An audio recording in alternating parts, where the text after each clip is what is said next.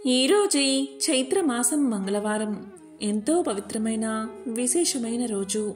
ఈ కథను వింటే చాలు జన్మల పాపాలు తొలగి కోటి జన్మల పుణ్యం వస్తుంది, సకల శుభాలు కలుగుతాయి. మరి ఆ కథ ఏంటో ఇప్పుడు ఈ వీడియోలో తెలుసుకుందాం. పూర్వకాలంలో కుండినము అనే పట్టణం సింధు దేశంలో ఉండేది. ఆ పట్టణంలో కౌండిన్య నామంతో ఒక బ్రాహ్మణుడు ఉండేవాడు. అతని భార్య పేరు గుణశీల. ఆమె వివాహం జరిగిన దగ్గర నుంచి ఎప్పుడు చూసినా ఏడుస్తూనే ఉండేది. ఆ బ్రాహ్మణ జంటకు కొడుకులు, కూతుళ్ళు, కోడళ్ళు, అల్లుళ్ళు ఉన్నారు.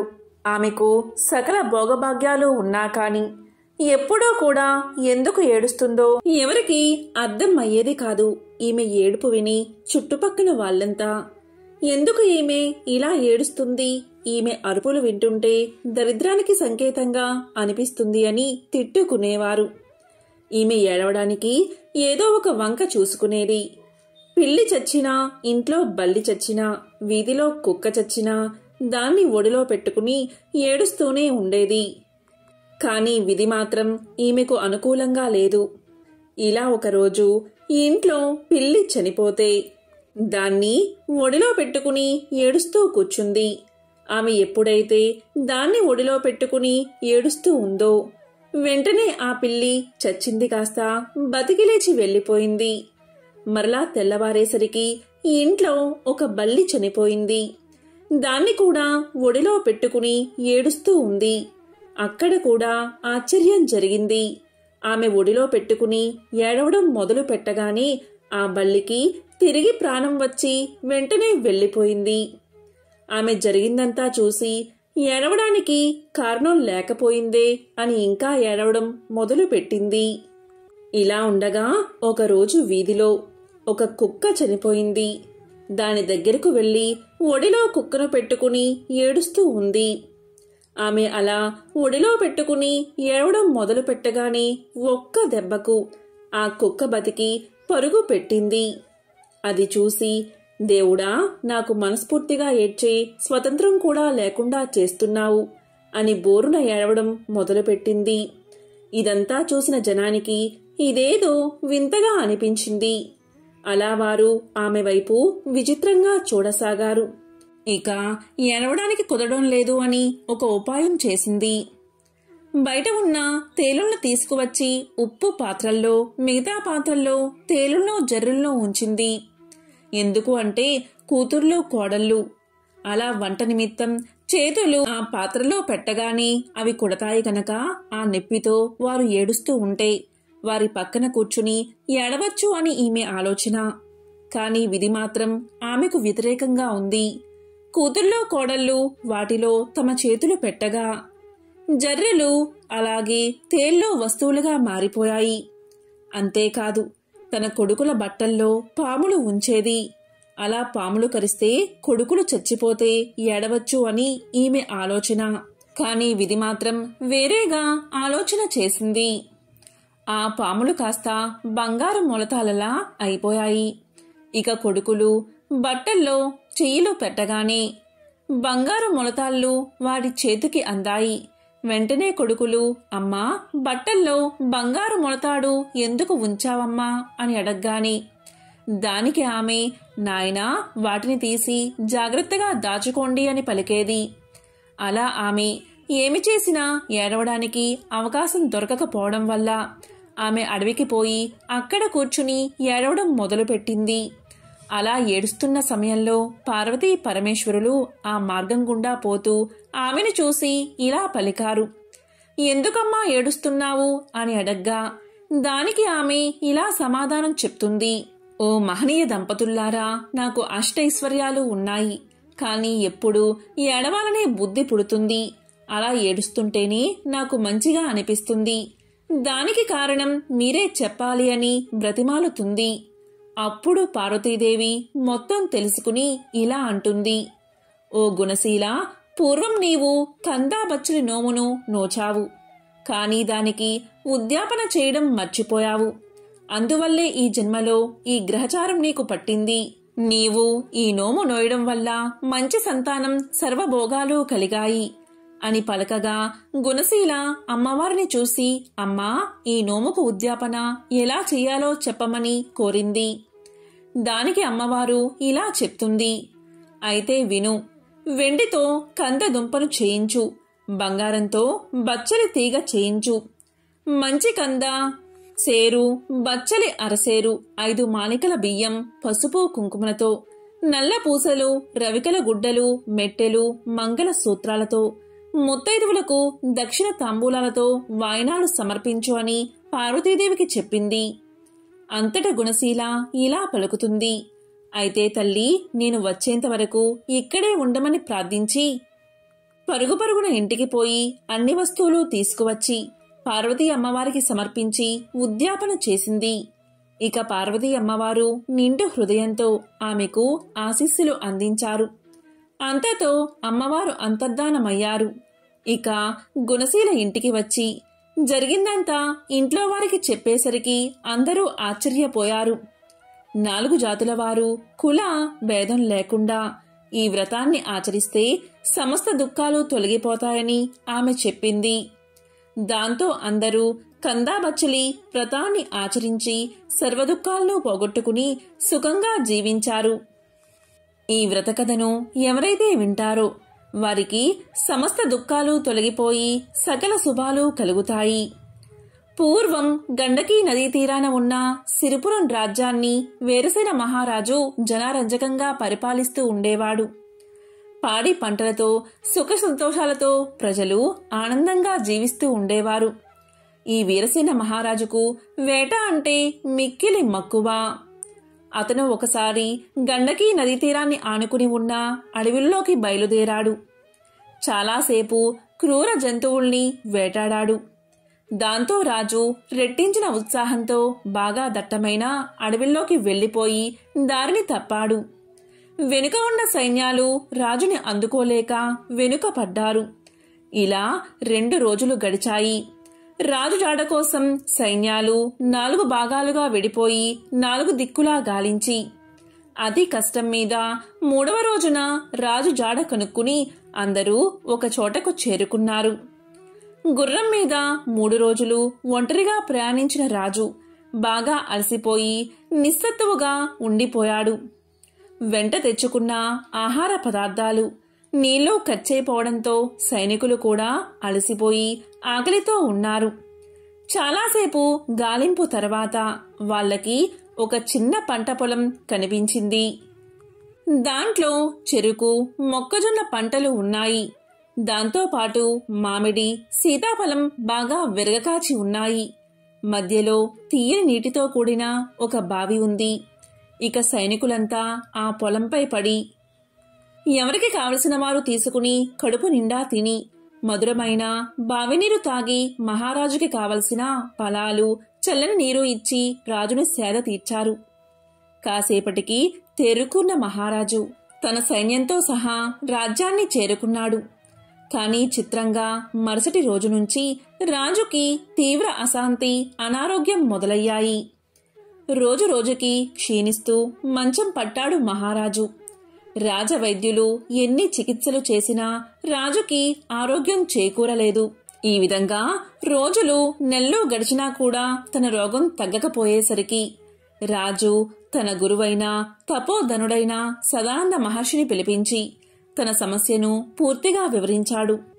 అప్పుడు ఆ మహర్షి తన దివ్య దృష్టితో జరిగిందంతా తెలుసుకుని ఇలా పలికాడు, రాజా, రాజన్నవాడు ప్రజల్ని క్రూర మృగాల నుంచి రక్షించాలి. అది కూడా ప్రజలు క్రూర జంతువుల వల్ల తమకి ప్రాణభయం ఉందని ఫిర్యాదు చేసినప్పుడు మాత్రమే చేయాలి. కాని నీవు మృగ వినోదం కోసం అకారణంగా జంతువుల్ని వేటాడి మూగ జంతువుల్ని హింసించావు. పైగా నీ సైనికులు ఓ పైరు పంటలో చొరబడి పేద రైతు యొక్క కష్టాన్ని దోచుకుని తిన్నారు. అందులో కూడా నీ సైనికులు అతని అనుమతి తీసుకోలేదు. అందులో నీకు కూడా భాగం ఉంది. ఆ పాపం కలిపురుషుడిగా మారి నిన్ను వేటాడుతుంది అని చెప్పాడు మహర్షి. ఇది విన్న రాజు ఎంతో ఆశ్చర్యపోయి ఇలా పలికాడు, మహాత్మా, మన్నించండి. నేను ఈ దేశపు రాజుని కదా. నా రాజ్యంలో ఉన్న సకల ప్రజల మీద, వాళ్ళ ఆస్తుల మీద ధనధాన్యాలు, పంట పొలాలు, తోటలు, వ్యాపారాలు అన్నిటిపైన నాకు సర్వాధికారాలు ఉన్నాయి కదా, మరి నాకు పాపం ఎలా అంటుతుంది అని అడిగాడు. దానికి మహర్షి ఇలా చెప్పాడు. రాజా, నువ్వు చెప్పింది నిజమే. స్వయంగా నువ్వు ఆ రైతు తోటలోకి వెళ్ళి నీకు కావాల్సింది తిని నీ సైనికులకు పంచినా నీకు దోషం అంటదు. లేదా నీ ఆజ్ఞపైన నీ సైనికులు ఆ తోటలోంచి పళ్ళు నీరు నీకు తీసుకువచ్చినా నీకు దోషం అంటదు. ఇక్కడే నువ్వు ధర్మదేవతని సరిగ్గా అర్థం చేసుకోవాలి. పై 2 విషయాలు జరిగి ఉంటే నీకు దోషం అంటేదే కాదు, కానీ నీ సైనికుల అనాలోచిత చర్య వల్ల తాత్కాలికంగా నీకు ఉపశమనం లభించింది, కానీ ఆ దోష ఫలితాన్ని నువ్వు అనుభవించాల్సి వచ్చింది అని చెప్పాడు మహర్షి. ఇక రాజు సుదీర్ఘంగా ఆలోచించి, మహాత్మా, దీనికి పరిహారాన్ని, ప్రాయశ్చిత్తాన్ని చెప్పండని కోరాడు. ఇక మహర్షిని చూసిన మహారాజు అప్పటికప్పుడు ఆ పంట పొలం రైతును పిలిపించాడు. ఆ రైతు పేద యువకుడైన ముకుందుడు. చక్కనైన రూపం కలవాడు. కాయకష్టం చేసుకుని తనకున్న చిన్న పొలంలో రకరకాల పళ్ళు ఫలాలు పండిస్తూ వృద్ధులైన తన తల్లిదండ్రులను పోషించుకుంటూ ఉన్నాడు. రాజు యొక్క సైన్యం తన పంటని మొత్తం కాజేయడంతో గత 4 రోజులుగా తల్లిదండ్రులకు సరైన తిండి కూడా పెట్టలేక చాలా దీనస్థితిలో ఉన్నాడు. ఇక రాజు అతనికి క్షమాపణ చెప్పి తన తప్పుకి పరిహారంగా 1000 బంగారు నాణాలు బహుకరించాడు. అప్పుడు పేద రైతు మహా ఆనందపడి ఇలా పలికాడు. రాజా, ఈ బహుమానంతో జీవితాంతం నా తల్లిదండ్రులకి అస్సలు ఏ లోటు లేకుండా ప్రేమగా పోషించుకుంటాను అంటూ రాజుకి కృతజ్ఞతలు చెప్పి అక్కడి నుంచి వెళ్ళిపోయాడు. ఆ విధంగా ఆ రైతు వెళ్ళిపోయాక రాజు మహర్షి వైపు తిరిగి, మహాత్మా, ఇక నా పాపం పోయినట్లేనా అని అడిగాడు. దానికి మహర్షి ఇలా అన్నాడు. రాజైన వాడు ఎప్పటికప్పుడు ధర్మశాస్త్రాలు, నీతి శాస్త్రాలను క్షుణ్ణంగా అధ్యయనం చెయ్యాలి, లేదా ఎవరి దగ్గర నుంచైనా తెలుసుకుంటూ ఉండాలి. ప్రస్తుతానికి నీ పాపం తొలగిపోయింది, కాని ఇంకా మిగిలే ఉంది అన్నాడు మహర్షి. అప్పుడు రాజు మళ్లీ నమస్కారం చేసి, మహాత్మా, మరి పరిహారం చెప్పండి అని కోరాడు. మహర్షి రాజు వంక చూశాడు. అప్పుడు వెంటనే రాజు సదాచార భక్తులైన పండితుల్ని, బ్రాహ్మణోత్తముల్ని మహారాజు సభకు ఆహ్వానించాడు. కొన్ని 100 మంది తరలి వచ్చారు. రాజు వాళ్ళకి జరిగిందంతా వివరించి 4 రోజుల పాటు రైతు కుటుంబాన్ని ఆకలి బాధకి గురిచేసిన పాపం పోగొట్టుకోవడానికి గాను 10,000 బంగారు నాణాలను దానంగా ఇవ్వడానికి సిద్ధపడ్డాడు. కాని ఆ దానం స్వీకరించడానికి ఎవరూ ముందుకు రాలేదు. ఎందుకంటే వాళ్ళు పండితోత్తములు. అలా చేయడం వల్ల ఆ పాపం తాము స్వీకరించినట్లు అవుతుందని వాళ్లకు తెలుసు. ఇక రాజు నిరాశగా వాళ్ల వైపు చూస్తూ ఉండగా విశ్వవేత్తుడు అనే బ్రాహ్మణోత్తముడు లేచి ఆ దానం స్వీకరించడానికి సిద్ధంగా ఉన్నానని తెలియచేశాడు. ఇక రాజు ఆనందంగా 10,000 బంగారు నాణాలను బహుమానంగా ఇవ్వగానే విశ్వవేదుడు తాను తెచ్చిన 2 బంగారు నాణాలను వాటితో కలిపి అక్కడ చేరిన పండితులకు, బ్రాహ్మణులకు ఉచితంగా పంచేశాడు. ఇలా చేయడం వల్ల ఆ పాపఫలం అతనికి అంటలేదు. ఇక రాజు అతన్ని చూసి ఇలా పలికాడు. మహానుభావా, తమ పరిస్థితి మెరుగుపడాలని అంత పెద్ద మొత్తం దానంగా ఇచ్చాను. ఇప్పుడు తమకి నేను ఇచ్చిందేముంది అన్నాడు. మీరేమో నేనిచ్చిన ధనాన్ని దాన ధర్మాలు చేసి మీ పాపం పోగొట్టుకున్నారు. ఇప్పుడు నేను మీకు ఎలా సహాయం చేయగలను అని అడగ్గా దానికి ఆ బ్రాహ్మణోత్తముడు బదులిస్తూ ఇలా అన్నాడు. రాజా, గండకీ నదీ తీరాన ఉభయ సంధ్యల్లో సంధ్యావందనంతో పాటు గ్రామీణుల ఇళ్లల్లో పూజాది శుభకార్యాలలో పౌరోహిత్యం చేసుకుంటూ ఉంటాను నేను. ఆ వచ్చిన ధనంతో నేను నా భార్య ఆనందంగా జీవిస్తున్నాం. మీరు నాకేమైనా సహాయం చెయ్యాలి అనుకుంటే గండకీ నదీ తీరంలో ఒక అపురూప శివాలయాన్ని నాకు నిర్మించి ఇస్తే చాలు. నా శేష జీవితాన్ని ఆనందంగా గడిపేస్తాను.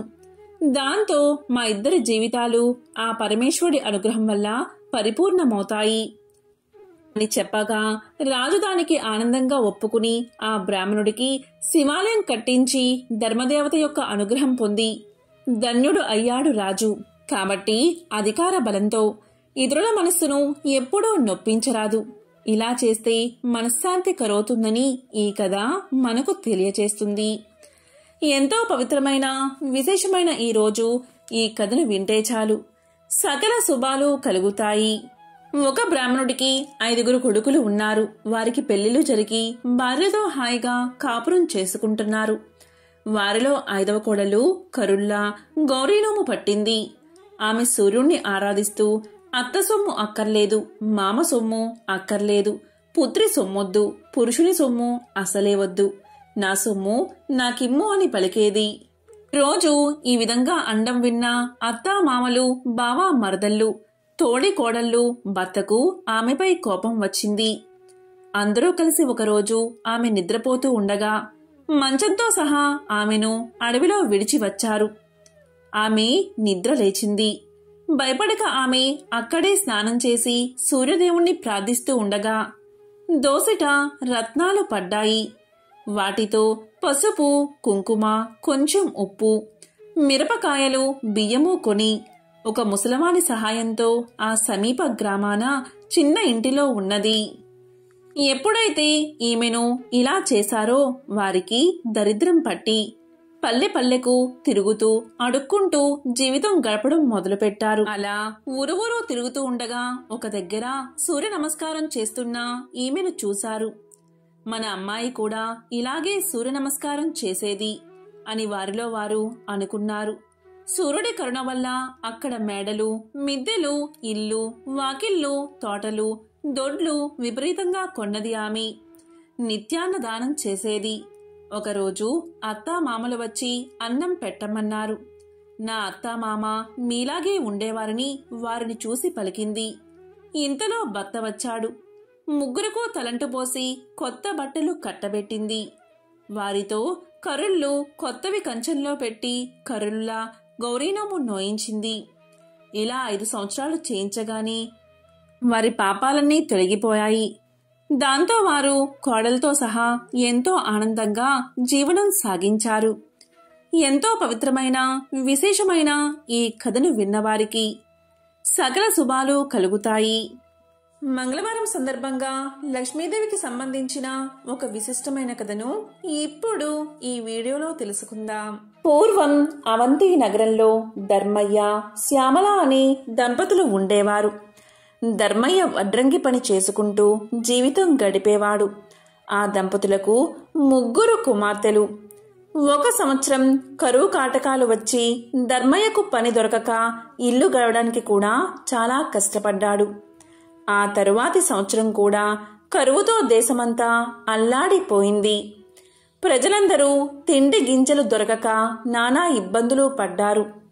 ఇక ధర్మయ్య పరిస్థితి ఇంకా దారుణంగా ఉంది. తినడానికి 2 పూటల భోజనం కూడా దొరకక మరమరాలు తింటూ ఇల్లంతా కాలం గడుపుతున్నారు. కాని ఆ దంపతులిద్దరూ ఇంత కష్టకాలంలో కూడా భగవంతుణ్ణి మరవలేదు. వారి ఇంట్లో తరతరాల నుండి వస్తున్న శ్రీ లక్ష్మీనారాయణ విగ్రహం ఒకటి ఉంది. ఆ విగ్రహాన్ని రోజు భక్తి శ్రద్ధలతో పూజించేవారు. రోజు ఏదో ఒక పదార్థాన్ని తప్పకుండా నైవేద్యంగా పెట్టేవారు. అయితే 2 సంవత్సరాల నుండి కరువు వల్ల ఇంట్లో ఏ పదార్థమూ లేకపోవడం చేత ఈ ఇంటి ఆవరణలోని తులసి మొక్క నుండి ఒక దళాన్ని శ్రీ లక్ష్మీనారాయణలకు భక్తితో కళ్ళుకు అద్దుకుని సమర్పించేవారు. రోజులు ఇలా గడుస్తూ ఉండగా ఒకరోజు రాత్రి 10 గంటల సమయంలో ఎవరో తలుపు తట్టిన శబ్దం వినబడింది. ఈ వేళలో ఎవరు వచ్చి ఉంటారా అని ఆలోచిస్తూ తలుపు తీసిన ధర్మయ్య దంపతులకు మధ్య వయస్కులో ఉన్న ఒక ముత్తైదువు కనిపించింది. ఆమెలో ఏదో ఒక దివ్య తేజస్సు ధర్మయ్యకు గోచరించింది. ఇంత రాత్రివేళ ఇలా ఒంటరిగా వచ్చినా ఈమె ఎవరై ఉంటుందా అని ఆలోచిస్తూ ఉండగా ఆమె వీరితో ఇలా పలుకుతుంది. నాయనా, నేను పొరుగు ఊరు నుండి మా ఊరు వెళుతూ దారి తప్పి ఇటుగా వచ్చాను. రాత్రి కావడం వల్ల దోవ సరిగ్గా తెలియడం లేదు. ఈ రాత్రి మీ ఇంటిలోనే పడుకుని తిరిగి ఉదయాన్నే వెళ్ళిపోతాను అని పలికింది. అప్పుడు ధర్మయ్య దంపతులిద్దరూ ఆమెను లోపలికి రమ్మని ఆహ్వానించారు. అతిథి భగవంతుడితో సమానం కదా, కాని ఆమెకు ఇవ్వడానికి ఇంట్లో ఏమీ కనిపించలేదు. వాళ్ళకి కాసిన్ని మంచినీళ్లు మాత్రమే ఇచ్చారు. ఇంట్లో పడుకోవడానికి ఒక చాప మాత్రమే ఉంది. ఆ రాత్రి ఆమె ఆ చాపపైనే నిద్రించింది. తెల్లవారగానే వెళ్ళడానికి సిద్ధమైంది. అప్పుడు ధర్మయ్య దంపతులిద్దరూ ఆమెతో ఇలా అన్నారు. తల్లి, నీవు తేజస్సుతో సాక్షాత్తు జగన్మాత అయిన శ్రీ మహాలక్ష్మిగా ఉన్నావు. నిన్ను ఒట్టి చేతులతో పంపుతున్నందుకు మాకు ఎంతో బాధగా ఉంది అన్నారు వారిద్దరూ. అప్పుడు ఆమె ఇలా పలుకుతుంది. దంపతులారా, మీరు చింతించవద్దు. మీ ఇంట్లో ఉండడానికి ఒప్పుకున్నారు, అదే చాలు అంది. అప్పుడు శ్యామలమ్మ ఆమెకు బొట్టు పెట్టి పంపించింది. ఆమె వెళ్ళిన తర్వాత కాసేపటికి ఇంట్లో ఏదో చప్పుడు వినిపించింది. ఏమిటా అది అని ఇల్లంతా చూడగా శ్రీ లక్ష్మీనారాయణ విగ్రహం వద్ద నుండి శబ్దం వస్తున్నట్టుగా వారు గమనించారు. అక్కడ కొన్ని బంగారు నాణాలు పడి ఉన్నాయి. అప్పుడు ఆ దంపతులకు జరిగిందంతా అర్థమైంది. రాత్రి తమ ఇంటికి వచ్చింది మరెవరో కాదు, సాక్షాత్తు జగన్మాత శ్రీ మహాలక్ష్మి. ఆ తల్లికి తామేమీ ఇవ్వలేకపోయామే, చెయ్యలేకపోయామే, కనీసం తగిన వసతి కూడా కల్పించలేకపోయామే అని ఎంతో బాధపడ్డారు. ఆ తల్లిని అనేక విధాలుగా స్తుతించారు. శ్రీ మహాలక్ష్మీదేవి అనుగ్రహం వల్ల కలిగిన ధనంతో పిల్లల పెళ్లిళ్లు ఘనంగా జరిపించారు. జీవించినంతకాలం సుఖంగా జీవించి ఎన్నో సత్కార్యాలు చేసి చివరకు ముక్తిని పొందారు. దీపం లక్ష్మీ స్వరూపం. ధర్మయ్య దంపతులు రోజు శ్రీ లక్ష్మీనారాయణ విగ్రహం వద్ద దీపం వెలిగించేవారు. ఎంతటి కష్ట సమయంలో అయినా దీపారాధన మాత్రం మానలేదు. అందువల్ల శ్రీ మహాలక్ష్మీదేవి ఎంతో సంతోషించి వారిని అనుగ్రహించింది. దీపం జ్ఞాన స్వరూపం, దీపం ఐశ్వర్య స్వరూపం. దీపం ఉన్న చోట శ్రీ మహాలక్ష్మి చిరునవ్వుతో ఉంటుంది. ఎవరైతే నిత్యం దీపారాధన చేస్తారో వారు సిరి సంపదలతో తులతూగుతారు. వారికి దేనికి లోటు ఉండదు. ధనధాన్యాలు సమృద్ధిగా ఉంటాయి. ఆ తల్లి అనుగ్రహం ఉన్నవారికి సర్వ సౌభాగ్యాలు లభిస్తాయి. ఓ జగజ్జనని జగన్మాత శ్రీ మహాలక్ష్మి, నీకు ఇవే మా నమస్కారాలు. మంగళప్రదాయిని నీవు, నీకే ఇవి మా ప్రణామాలు. లోకేశ్వరి, నీకు ఇవే మా నమస్కారాలు. భక్తుల కోరికలు తీర్చే కల్పవల్లివి నీవు. నీ కటాక్షం ఉన్నవారికి సర్వ సౌభాగ్యాలు చేకూరతాయి. దేనికి లోటు లేకుండా జీవితమంతా ఆనందంగా గడుస్తుంది. శ్రీ మహాలక్ష్మి కటాక్షం లేనివారు బానిసత్వం, దారిద్ర్యం, అప్పులు, భార్యావియోగం, అనారోగ్యం ఇలాంటి అనేక కష్టాల పాలవుతారు. సర్వమంగళ ప్రదాయిని అయిన జగన్మాత ఆరాధించిన వారికి దేవిని దాసదాసీ జనం, పుత్రులు, మిత్రులు, బంధువులు, ఆరోగ్యం, ధనం, ధాన్యం, వాహనమని అష్టైశ్వర్యాలు లభిస్తాయి.